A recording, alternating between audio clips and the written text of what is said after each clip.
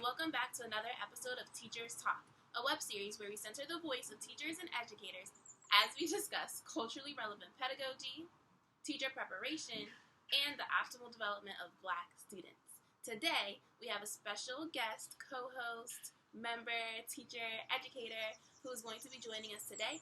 Her name is Shelby Adkins. And without further ado, let's get into the conversation. Thank you for joining us today on Teacher Talks. May you please introduce yourself? Of course, my name is Shelby Adkins, but I go by Miss Adkins, and I teach fourth grade in Prince George's County. Awesome, thank you. So my first question, let's see where I want to start. Okay. I'm going to start by you just telling me about culturally relevant pedagogy, what it means to you, what it looks like to you, how it, like, what is it to you? Yeah, so I was first introduced to culturally relevant pedagogy when I was in Teach for America. And the way that it would explain to me is just basically making the content relevant and kind of accessible to my students. And so I thought that meant like changing bigger words to smaller words, or I was taught that maybe giving my students something that has a Black or brown character, because I teach mostly Black or brown students, that would be sufficient enough. But as I was teaching, I learned that it is way more than that. One, I don't have to switch out harder words for easier words, or words that are a little bit more digestible for my student all the time, because some of the beauty is allowing them to discover these definitions for themselves. It's mostly about just getting things that they may be interested in. So if it's using online texts that are about Minecraft, or there's another, I forgot the other new website that the students are on, but articles about that, or adding like songs that they like to listen to while we're doing our breaks, or even just giving them characters and giving them stories that they actually can see their own neighborhoods or their own like lives reflected, and just and having conversations within our classroom about that, and using language also that is academically appropriate but still like relatable to them, so they feel seen and heard. Awesome. Yeah, I feel like those are simple things that sometimes we overthink when it comes to making it culturally relevant. I think about after the interviews, I was able to dive a little deeper into what culturally relevant pedagogy looks like from kind of at Gloria Lanson Billings. She like did like a lot of research on it, and we touched on around keeping expectations high. Like a teacher's job, no matter what, no matter where you are, who you're teaching, is to teach and to teach well. So yeah, thank you for sharing that. The next question that I want to talk more about is, how do you define effective teaching? That's actually a great question, because we kind of like explored that same topic so much within the teaching realm. Like, what does effective look like? It looks different to a lot of people. To me, I think it's a combination of how your students are performing, but also how they feel valued within the classroom, if that makes sense. So I feel like I'm doing my job when I know my students feel seen and heard, and we can have open discussions, even if it's a tough topic or a sensitive topic.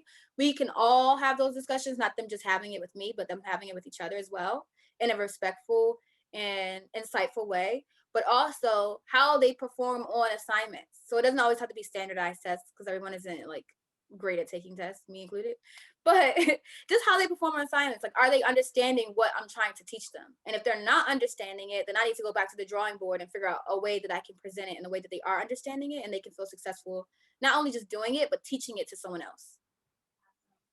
Yeah, I think what that's bringing to mind to me is like this idea of like including critical consciousness within education. So as you talk about like difficult topics or tough topics, a question that comes to mind for me, which I actually don't have written down, but it's like thinking about the climate that we're in today. Like, how do you bring up topics around like Black Lives Matter, around COVID, around like the presidential election? What does that look like in your classroom? Yeah. So I'm not even going to lie. I was a little nervous stepping into it with everything going virtually, just because in my classroom, I create that safe space. I can control like all the extra factors and who's paying attention and what they're saying, and also who's listening in.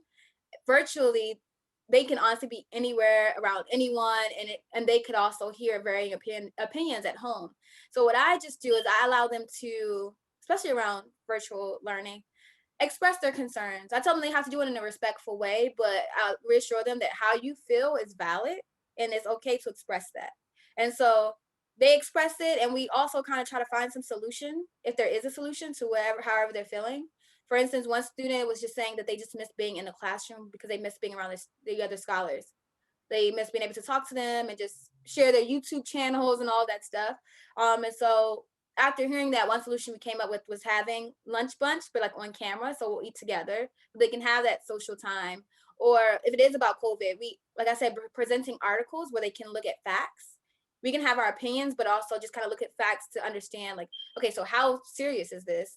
Is this really important to, to discuss right now? Is it too sensitive? Is it too, is it touching too home for someone that we kind of need to maybe respect their boundaries and respect how they're feeling in the moment and not force them to be a part of that conversation. So just encouraging them just express how they feel, no matter if it is of emotion other than happiness, because I feel like a lot of times in school they're like, you gotta be happy, you gotta be on. And it's like, we're human, so it's okay. Sometimes we're not happy, and Yeah, and that is okay. It just depends on how you're dealing and expressing it. yeah, and I think something that you said in the last question, you talked about developmentally appropriateness, and it's something that you touched about here is like just validating your feelings, like all the different feelings that you have are valid. And then you also said that knowing if something is touching too close to home for someone.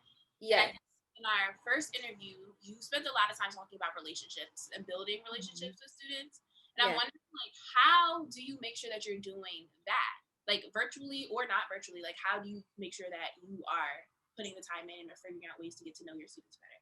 Yeah, because I'm actually very intentional about it because it's easy to get caught up in all the work that you have to do as a teacher to forget that component. But what I've noticed is when I actually take time to get to know my students, I can make the content more relevant for them. So I make sure that I'm very intentional about asking them. So virtually, for instance, we do scavenger hunts. So I'll tell them to find an object in your house that's your favorite toy, and they'll go get it, bring it on the camera and show, and then they'll explain. Or I'll ask them to find a picture that you drew for your family member, and they'll go get it and they're excited to show it. And then I can kind of listen to their stories, listen to like why they drew this picture, what family members are like most important to them, or who they turn to, or why is this your favorite toy, or just we also did sharing our favorite songs. So I had them go on YouTube and find their favorite songs with no profanity or mentions of like killing or anything like that, but find a favorite song that they can share to their class so they can then see like, oh, other students realize like, oh, I like that artist too, or I never heard that song. So just kind of making those moments. It seems like super simple, but they get really excited about it, which is hard to do virtually. And then I get to learn them, and they get to learn each other, and we build that sense of community, even though we're not physically in the same space. Yeah, that's really cool. And that's also something really small that can make a big difference. I think one, like, I was online somewhere and I saw someone, they had like an article about the scavenger hunts and things like that. And they're like, well, what if you choose something that not everyone has in their house, or not Okay. everyone, like, Yeah, but has that's okay. happened to you, or Mhm. how That's do you? happened to me plenty of times. I think I've asked them to find, like, sometimes I'll ask them to find something that's orange, or like find something that belongs to your pet. And everyone has a pet. Also, not everyone has something that's orange in their house.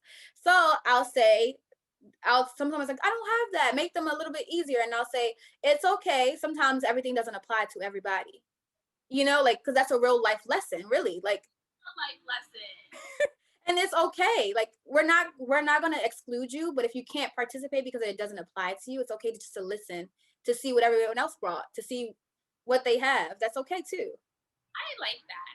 I like that. And I think that one thing too that I've been learning is like, when we think about being culturally relevant and we think about being intentional about the way that we do educate, sometimes the lesson is that this isn't about you. This is about someone else. This is about another culture. Yes. And I know one thing in reading as well with Gloria Ladson Billings is that she's saying her idea is that when you walk into a classroom, you should walk out of it multi cultural, right? So you Yeah. should with your culture, and you should be able to walk out understanding your culture deeper, but also maybe a piece of someone else's, or a piece of like the standard, or a piece of something else, so that when you walk out of the classroom, it's experience that you've also grown from, and then you also Right. feel validated. So I Yeah. feel like that is, it's cool to be like, okay, you don't have that at your house, cool, like, but let's Yeah. see what other people have, and then maybe you'll have the next thing. Yeah, Yeah. and I think that's really powerful, especially because, like we said, we have a wealth of knowledge just sitting in our classrooms, and a lot of times, depending on the ages, some students don't realize it, or they're not able to really articulate it in fancy words. But once they leave the classroom, it's always great to have those like real world experiences that you can apply or you can see that are showing up in your everyday life. And that's really, honestly, personally, my goal as a teacher is just to inspire them to be open-minded, inspire them to understand one another bigger than any textbook or bigger than any, like, of course they need to know how to read and write, but I just think it's more important to just prepare them for the world, because I personally feel like throughout life you're not as fully prepared as you could be if we were more intentional about kind of weaving it all, because teaching is not just about academics, it's about developing them socially and emotionally as well. Yeah. And actually, that's one thing that I have also been noticing. I think that my first round of interviews, a lot of the responses, and I think because I led with like, this is about culturally responsive pedagogy, and I never gave like a clear definition, like I kind of let everybody talk about what it meant to them, really, really focused on relationships, which is great. But as I did more reading, that the idea behind it is like also you need to be teaching. There need to be high expectations. You need to be a facilitator of knowledge, not only thinking about relationships, but thinking about balance in that. And like being a culturally relevant teacher is finding a way to do all of that, which kind of to what you just shared. Can you speak to an experience where like you had trouble like navigating the balance, or you felt like there was a moment of aha, like this is what it is altogether. I have the content, I have the curriculum, I have the safe space, I have like all, or brave space, or whatever you Yeah. call it differently. I definitely can. I would say, like, it's so funny because I feel like right now in this moment, I feel like I'm not balancing it well. I feel like last school year was the school year where I feel like I reached like the apex of balancing it all, because I taught my curriculum and we had special time, but I also built in character education because I noticed that my students don't have it. And for fourth grade, so I've literally taught fourth grade since I've been teaching, so however many years, I've noticed that fourth grade is the area where my students start to have a lot more social conflicts, and they don't really know how to navigate that. So my solution was to build in character education. So what does it look like to be resilient? What does it look like to be empathetic? What does it look like to be, all these things? And how can we encourage one another? Like, not just me saying, yeah, you should be all these things. Like, how can I get my students to encourage each other to practice these skills? So what I had was, I think maybe like 10, 15 minutes on a Monday, I would introduce the new character goal, and there was a board in my classroom. And then we'd have a mystery prize. So I have a little 2 pieces of construction paper on my board, and it'd have a mystery prize written under it, but sticky notes covering it up. And those sticky notes came from my students. So we'd have a conversation, for instance, about what does it mean to be empathetic? And then I'd ask them, so what are some ways that we can do that in the classroom? And some students will be like, well, if someone's having a bad day, you can listen to them when they're, are having a bad day, or you can help someone calm down, or you can, encourage them to do better in those things. And so I would put those as an actionable step to cover up the mystery prize. And every time I saw some students doing it, I would remove it. So the goal is to encourage them to, keep each other doing that. So by the end of the month, they'll know what the mystery prize is, because they're removing the stickies and saying that if it's a sock hop or if it's a special lunch bunch or anything like that. And it was only about maybe a 20-minute conversation at the beginning of the month, and the rest of it was just them doing the practice themselves. And so I was able to teach my content, and they're able to get that social emotional aspect and be excited about it, not just something like, oh, I got to do this. And it really worked well, and I was really impressed last year. So we got through so many, and they were actually able to use it in real life and not forget it. And then it all kind of went away this year because I'm doing it virtually, and so it's hard to just teach, honestly. It is. I back to educators right now. It is difficult to navigate like many little people in a virtual space, Yes. right? In a different setting, like you said, everybody's at home with someone else doing something else. Routines are Yes. out of time, Like, So do they even exist? proud of you. Thank you Yeah. for staying dedicated to it. Like, Thank you. So now I'm just trying to figure out what that looks like now, like the balance. It's kind of tough, but we're well, going to get back to it. I'll stay tuned to hear a little more. I think character development is definitely something I know when I was in grad school for teaching was something that was like a part of our program, like a part of our master's. Yeah. Finishing of it up, and I feel like one thing that I try to remind myself through it is like all the students come to the table with like character, different strengths, different whatever. Yeah. Literally just a matter of developing it and like bringing them through it, realizing like, wait, I know how to do this. I am resilient. Let me apply this to my math homework. Like I Right. am this. Let me apply this to this situation. Or at home, Right. my little sister, I'm so kind. Let me apply that to the classroom to the other students. Right. And think of real world examples. I think it's more powerful when they take ownership of it and they can actually like literally apply it to their lives. One thing that, as you were speaking just now, that jogs my memory. A lot of times also when we think of like developing someone emotionally or socially, we want them to kind of fit a mold of what we think someone in society looks like. And I think it's really important to not, especially for Black and brown women and men and girls and boys, to not, for lack of a better word, beat their character out of them. So, for instance, I have some, like, we have to embrace it and just get them to understand that, like, like you said, we all have different strengths and we all have different roles. And what does it look like when I come to society? Like, sometimes you do have to dial it back, but sometimes I want you to still show up as your full self. I don't ever want you to think you have to hide parts of yourself in my classroom because I don't want you to do that when you step into the real world. So, I'll have students who, uh, and I do not like this word because it's usually when people try to use it to be like underhanded. But when I have students that are a little sassy, so they're like, "No, we're not doing that," and I'm just like, "I get what you're saying, but there's a better way to say it." Like you don't have to be like, "Give me that," or "We're not doing that." Like you can use your words to express that, and you can say it, in that same loud voice if you want, or the same quiet voice you want, or with the same charisma as you want to say it. But just make sure you choose your words a little bit wiser.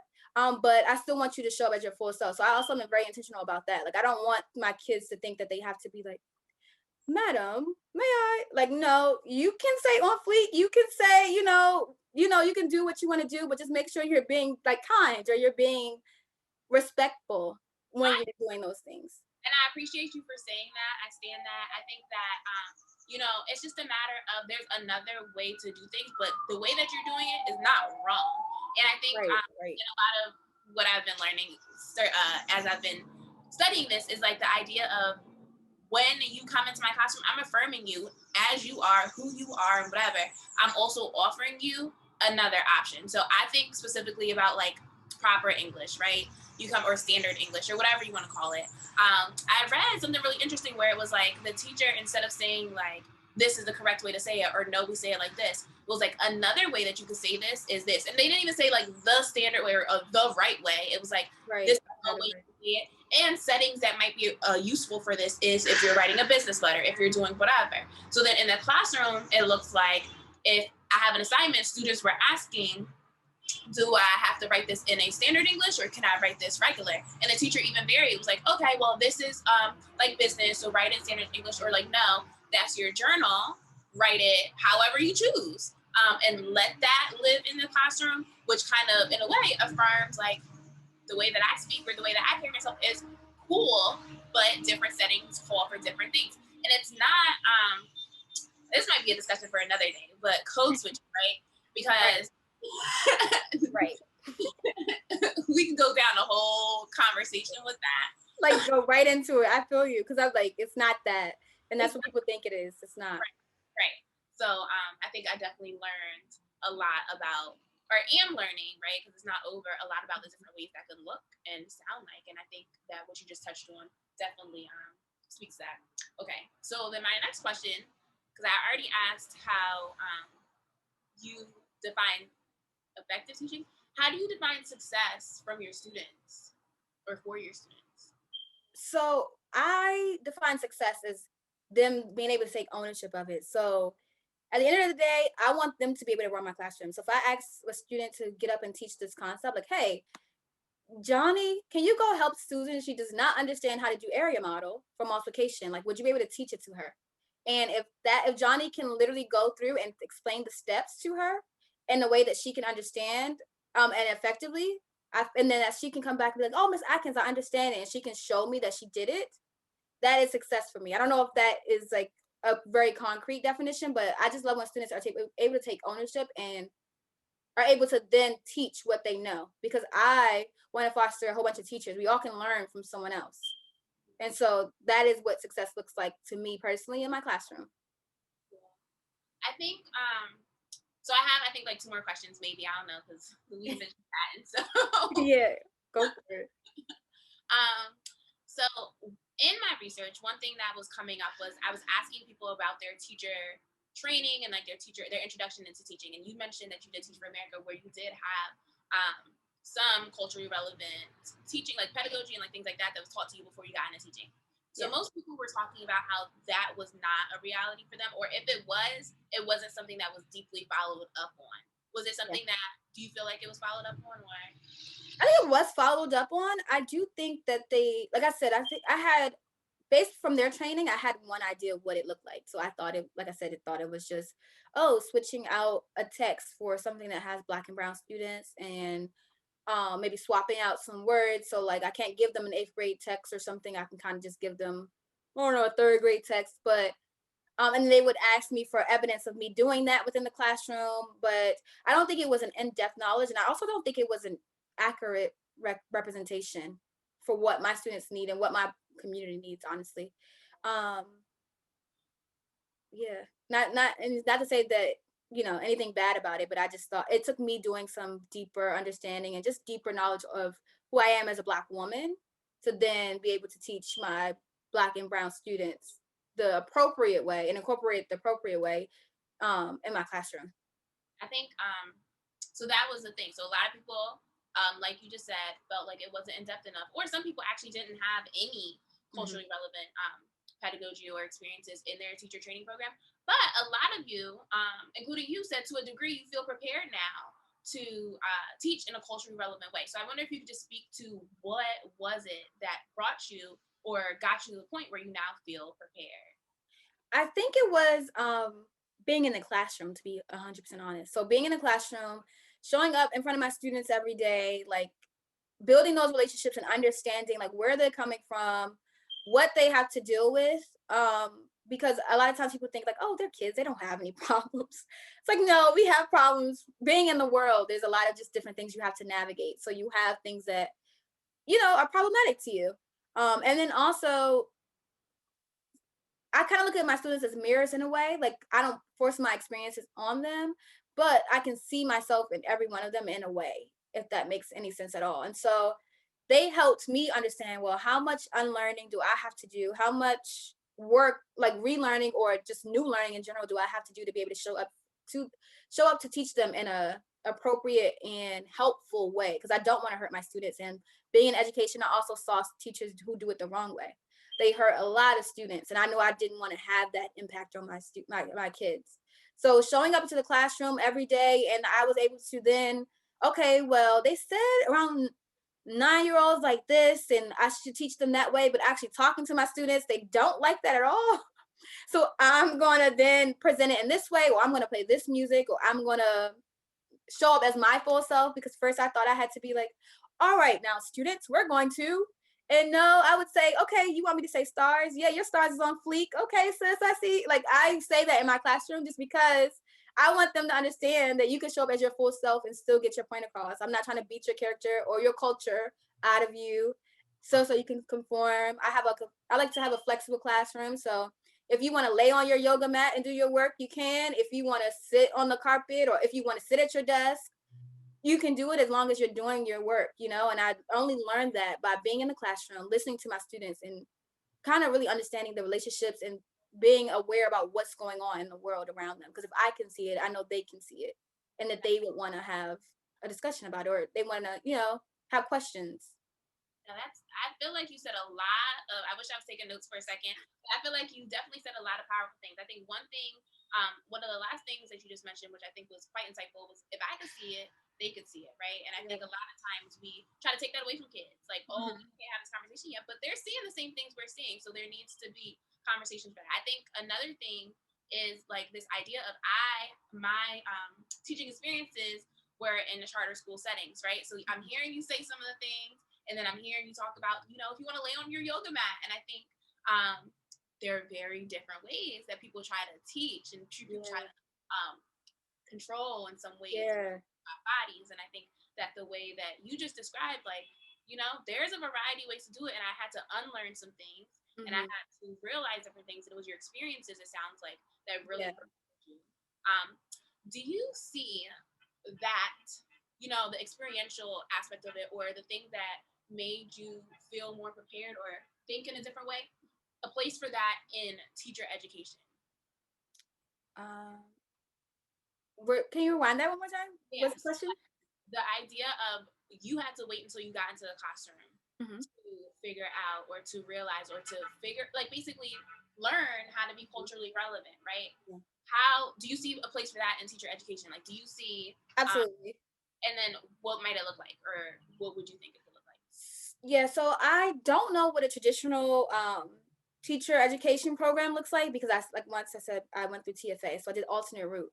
However, I think a lot of times we want to, speaking just from my Teach for America experience, a lot of times we want to force, okay, you got to unpack the standards and we got to do this, we got to focus on the content and all these things before we can really, and then you have to build relationships, but they don't really explain what that looks like. And you have to do this before you kind of get into your teacher groove. You got to learn all these teacher moves and do all these teachers things a specific way.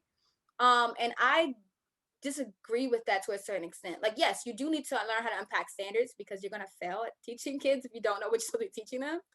But I think that just like we have sessions for teachers who teach math, reading, and social studies, we need to have examples and really like watch teachers who are doing culturally relevant things in their classrooms, because they'll have us record ourselves and look back to see like, okay, well, how was your tone of voice, or how many students did you call on, or is that was that clear when you said this, when you gave them the directions and all these things. But also, how are you infusing that culture in a smaller way? They make it seem like it's this grandiose gesture that you have to like, I'm going to show up in kente cloth, or like, like they make it seem like you have to do that. And you really don't. Or you have to rap and sing every day. Like, you really don't need to do that. Like, it is helpful, but it's just like the smaller things, like playing some music that they like. It's okay to relinquish that control to your students, and understanding that making it culturally relevant isn't like, or teaching isn't about like control and forcing kids to do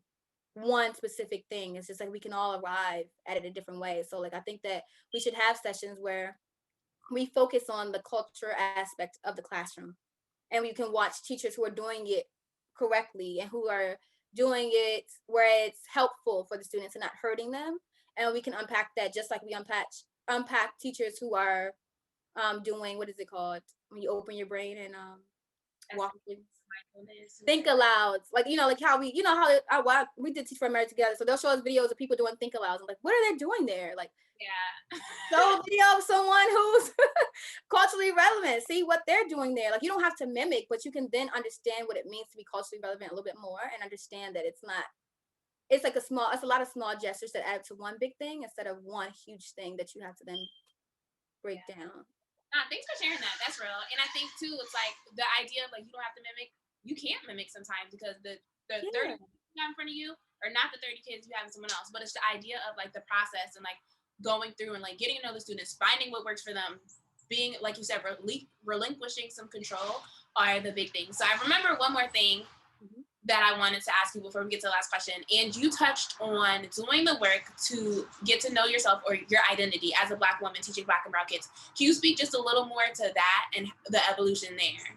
Yeah, so I remember this vividly. My first, like I said before, I was not thinking about teaching, but the opportunity arose, and I said, "Sure, let's do it." So when I first got into my classroom, my fourth grade classroom for the first year, one thing that I had to learn and that they exposed to me was physical touch, and boundaries around there, because I'm not a big hugger. I'm not a big physical touch person. I'm like a hey girl from across the room type situation. Right. And so, but my students, as I, built relationships with them, and as they felt that I cared for them, they would run up to me and give me hugs, and I'd be like, and showed me that I was triggered by that, and I had to learn how to um, accept physical touch. Like, of course, we're not being inappropriate with it. Like a high five, even is good, or whatever the case may be.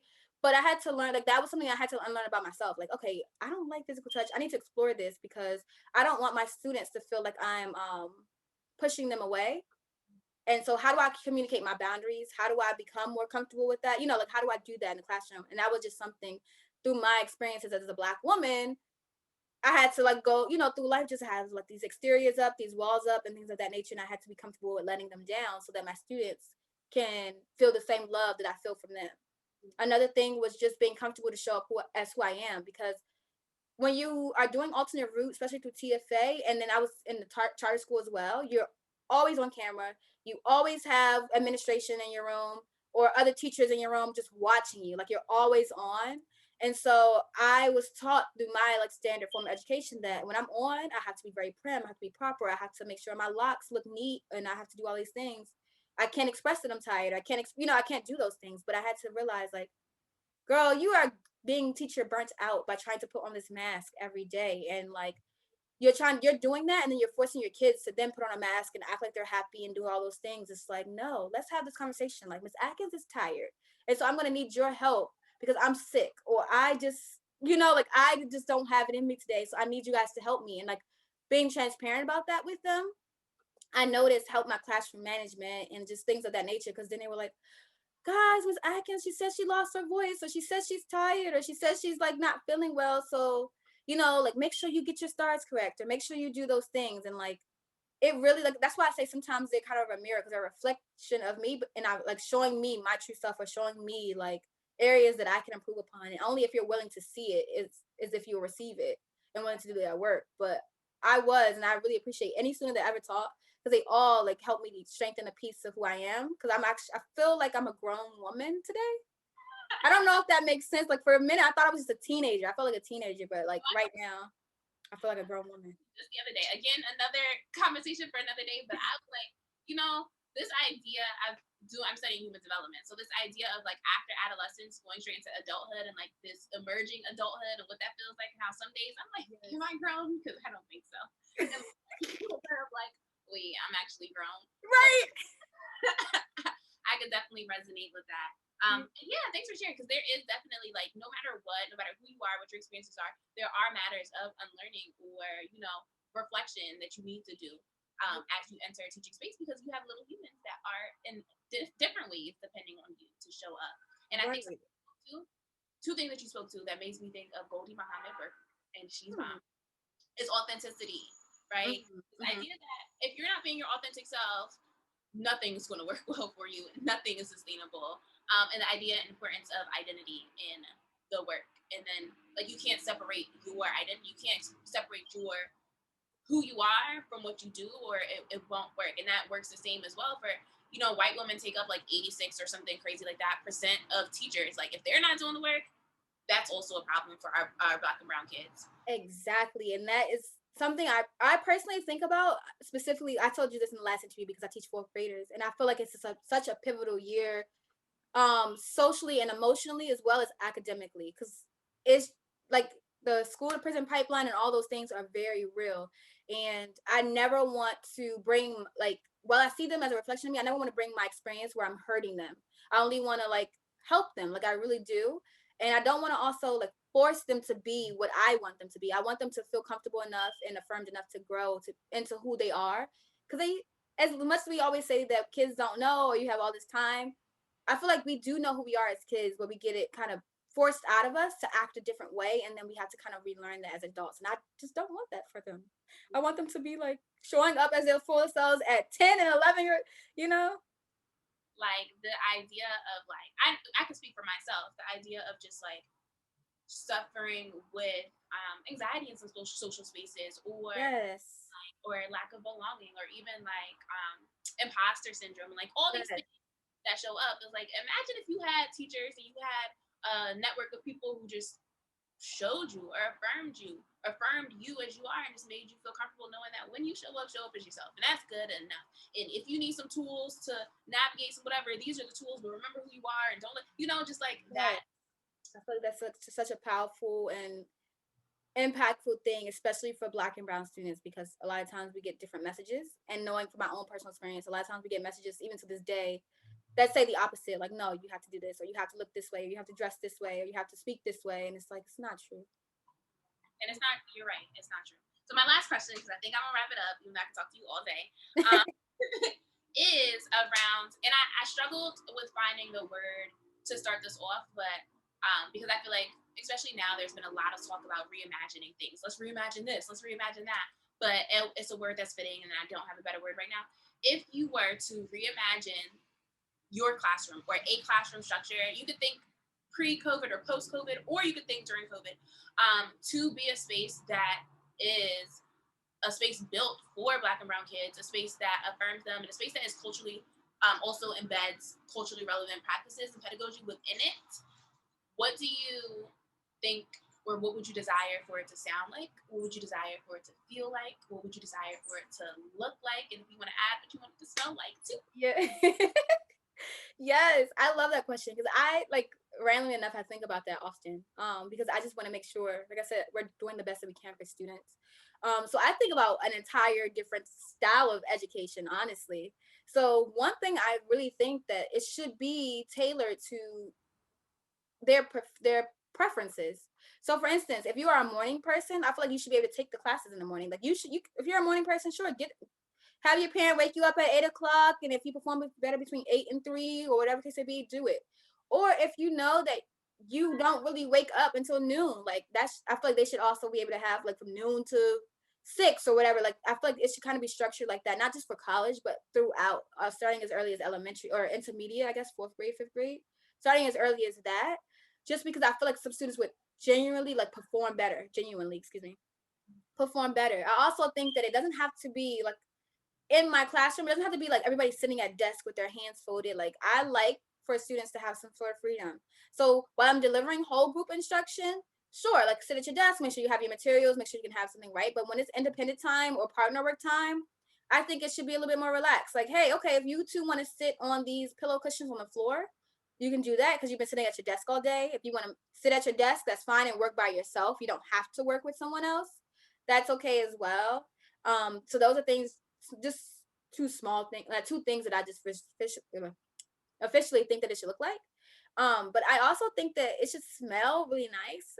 I don't know about a lot of people, but for me, I just love like nice smells. So like something fruity or like Egyptian musk, anything like that, because I just feel like it makes me feel good. So in my classroom, I take my little what's it called? Sage water. So I spray around my classroom to bring the positive vibes. I spray my room spray so when they come in, they have like some nice smells.